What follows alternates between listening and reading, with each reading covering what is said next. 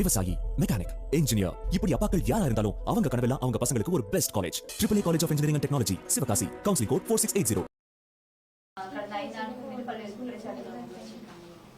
அதுதான் சொல்றேன். இந்த வெள்ளை அறிக்கையில் என்ன சொல்லியிருக்கிறார்கள் என்றால், மின் உற்பத்தியை அதிகரிப்பதற்கான எந்த திட்டத்தையும் திமுக அரசு மேற்கொள்ளவில்லை என்று சொல்லியிருக்கிறார்கள்.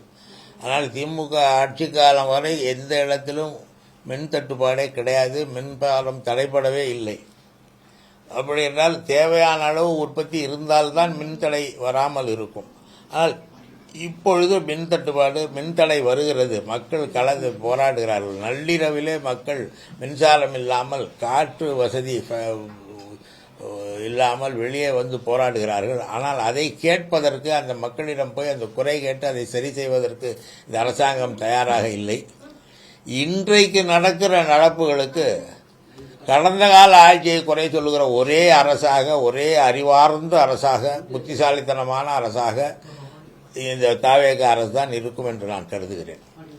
உற்பத்தி பெருக்குவதற்கு எந்த நடவடிக்கையும் எடுக்கவில்லை என்று சொன்னார்கள். நேற்றைய தினம் முதலமைச்சர் போய் மின்துறையிலே திமுக ஆட்சி காலத்திலே விண்ணப்பங்கள் கோரப்பட்டு தேர்ந்தெடுக்கப்பட்ட ஏறத்தாழ 400 பொறியாளர்களுக்கு நேற்றைய தினம் இவர் பணி ஆணை வழங்குகிறார். இந்த தேர்வு என்பது கடந்த காலத்திலே திமுக ஆட்சி காலத்திலே முடிந்துவிட்டது. இதுபோன்ற திமுக அரசின் திட்டங்களுக்கு லேபிள் ஒட்டுவது போன்ற நிகழ்ச்சிகளிலே அவர்கள் இருக்கிறார்கள்.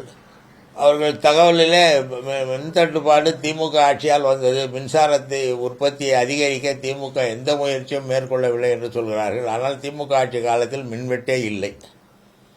இதை கூட தெரிந்து கொள்ளாமல் அவர்கள் பேசிக் கொண்டிருக்கிறார்கள் என்றால், இதுதான் அந்த நிதிநிலை அறிக்கையிலே, நிதித்துறையிலே வெள்ளை அறிக்கை சமர்ப்பித்தார்கள். அதிலும் இதே போன்ற ஒரு ஒப்புக்கு வராத பொய்யான காரணங்களை சொன்னார்கள். அதை அறிவியலாளர்கள், நிதித்துறை வல்லுநர்கள் எல்லோரும் அதை தவறு என்று சொல்லியிருக்கிறார்கள். இப்பொழுது இது மிக வெளிப்படையாக தெரிகிறது. அந்த அளவில் இவர்கள் வெள்ளை அறிக்கை என்பது திமுகவை குறை கூறுவதற்கான ஒரு அறிக்கையாக இருக்கிறதே தவிர உண்மை நிலை என்ன என்பதை சொல்லுகிற அறிக்கையாக இல்லை. சார், மின்சாரத்துறையில 65,000 காலி பணியிடங்கள் இருக்குன்னு சொல்லியிருக்காங்க. நேற்று 400 பேருக்கு தான் அப்பாயின்மெண்ட் ஆர்டர் கொடுத்திருக்காங்க. 400 பேருமே திமுகவால செலக்ட் பண்ணப்பட்டவங்க நீங்க சொல்றீங்க. பேலன்ஸ் இருக்க 65,000 காலி இடங்களுக்கும் ஏதாவது இல்லை. அதாவது இந்த 400 பேர் என்பது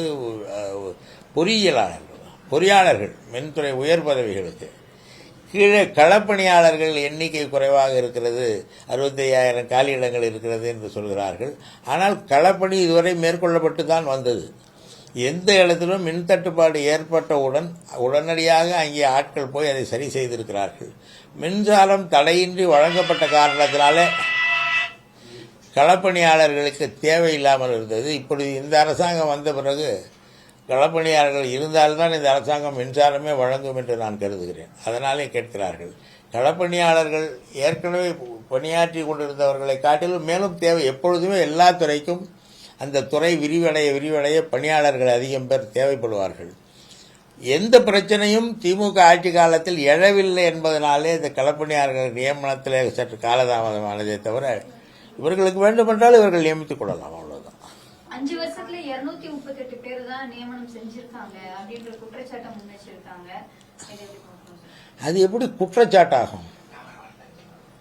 பல இடங்களிலே பணியாளர் தேர்வு என்பது நடைபெற்றுக் கொண்டிருக்கிறது. பணியாளர்கள் இல்லை, தட்டுப்பாட்டின் காரணமாக திமுக ஆட்சி காலத்தில் மின் தட்டுப்பாடு ஏற்பட்டிருந்தால் அப்பொழுது இதை குற்றச்சாட்டாக சொல்லலாம். இவர்கள் காலத்திலே தான் மின்வெட்டு ஏற்படுகிறது. எனவே இப்பொழுது இவர்கள் நியமித்து செய்து கொள்ள வேண்டியதுதான். கடந்த காலத்திலே பணியாளர்களை நியமிக்கவில்லை. எதற்கு தேவைக்கு மேல் பணியாளர்களை நியமிக்க வேண்டும்? அப்பொழுது தேவை இல்லாமல் இருந்தது, அதனாலே நியமிக்கப்படவில்லை. பொறியாளர்கள் அந்தத்திலே தேவைப்பட்டது, அதனாலே தேர்வு நடத்தினார்கள். களப்பணியாளர்களை இப்பொழுது இவர்கள் காலத்தில் இப்பொழுதும் தேவையில்லை. நிர்வாகம் ஒழுங்காக இருந்தால் இவர்களை வைத்து படுத்த முடியும். ஆனால் 65,000 பேர் களப்பணியாளர்களை நியமிப்பதிலே தவறும் இல்லை. ஏனென்றால் விரிவடைந்து கொண்டிருக்கிறது. ஒரு களப்பணியாளர் தன்னுடைய அலுவலகத்திலிருந்து மின் தட்டுப்பாடு ஏற்பட்ட இடத்துக்கு செல்ல வேண்டும் என்றால் சிறிது தூரம் பயணம் செய்ய வேண்டும். நிறைய பேர் இருந்தால் அருகிலேயே அவர்களை நியமித்து பணி செய்ய வைக்கலாம். அவ்வளவுதான். இந்த மின் கடத்தி வாங்கினதுல 1000 கோடி ஊழல் நடந்திருக்கு கடந்த ஆட்சியில ஒரு குற்றச்சாட்டு வச்சிருக்காங்க சார். அதுதான் நிறைய சொல்லிக்கிட்டே இருப்பாங்க. அவங்க குற்றச்சாட்டு சொல்வதுதான் அவர்கள் வேலை. காரணம், இவர்கள் மீது உள்ள குற்றச்சாட்டுகளை மறைப்பதற்கு.